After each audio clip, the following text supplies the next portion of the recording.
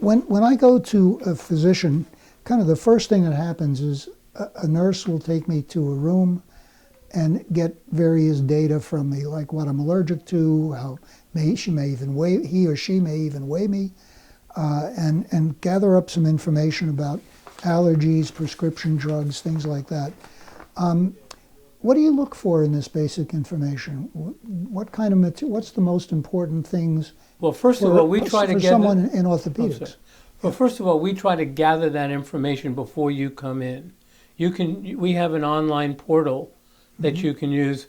If you don't do it online, we have a small computer that the patients can use that they can input that information. So we try not to waste a lot of time in the room. But it's important to know what medications you're on, because if you're on a blood thinner, then we don't want to put you on a medication that may give you a stomach ulcer or may affect your bleeding time. If you're diabetic, we don't want to put you on a medication that's going to make your blood sugars go up. So there's a lot of interactions. We have a computer system. When I prescribe a medicine for you, it goes into the computer and it'll pull up interactions or contraindications. So it's pre-programmed to look for Correct. Conflicting medications. Correct. That's quite amazing. Yeah. I mean, being a technologist, the idea that technology is used that way is really exciting. Well, your pharmacist has that as well. Yeah. When we call in, we don't write prescriptions anymore. I think I've written one prescription in the last month. We call in all these medications because that's what's required of us. But the pharmacy also double checks to see whether you have a contraindication or not. Interesting. Once you've figured out what the problem is, though, you talk to the patient, you discuss things. You also oftentimes will order other kinds of examination, other kinds of diagnosis, like X-rays or MRIs or whatever. How is that? How do you decide on that, and what extra information does it give you?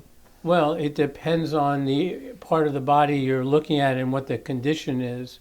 A lot of that's experience. Probably for orthopedics, the most common tool that we use is an X-ray, and obviously we have our own digital X-rays here. And so you'll come in, I'll examine you, and then I say, well, I think an X-ray will give us some information. And an X-ray is a relatively inexpensive way to make a lot of diagnoses. And then we'll use that X-ray and put it together with the physical exam. It's really important that when you see a doctor, that you get a physical exam for what you're being seen for. When all else fails, examine the patient.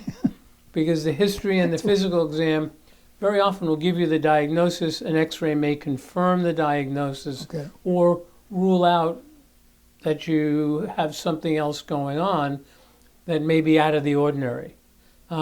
We do a fair amount of MRI scans because the MRI is much more effective in looking at soft tissue. Oh. So that if you have a torn meniscus cartilage in your knee, an MRI scan is going to show us that. An X-ray isn't going to show us that.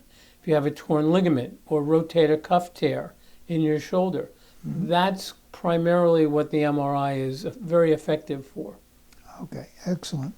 The next general question that I have for you is, once you've made this diagnosis, you've decided that this is a problem, how do you decide on what treatment? You have different kinds of treatments to suggest, and how do you decide on what treatment you would ask the patient to do? And it depends on the severity of the problem. And so what you'll do is you'll put everything together to make a diagnosis, and then I sit down with the patient and say, okay, here are your options. So let's use a shoulder problem. So if I feel that you have a problem with your rotator cuff, that may not be a complete tear, but just inflammation, I will present with you, here's the X-rays, this is why I think it is, this is your physical exam, and I can start you on a medicine by mouth, or we can do an injection of your shoulder, and I can start you on some physical therapy either at home or at a physical therapy facility, and I'll tell you what I think is the best choice. A lot of times patient will say, well, I just soon not have the injection, I want to try medicine first, and in most cases that's what we'll do. Mm-hmm. And then we see the patient back in a reasonable period of time to see the results of how they responded. Mm-hmm. So if you come in and you're not making progress, and then you'll either do the next step of physical therapy, or you may need an MRI because I think you have a torn rotator cuff. You may have a surgical option there. Okay, so it works the way you would like it. I would like it to work. That is, you start with the least invasive, least difficult to use, and see whether that's good enough. Or the most effective. Or the most effective. Okay.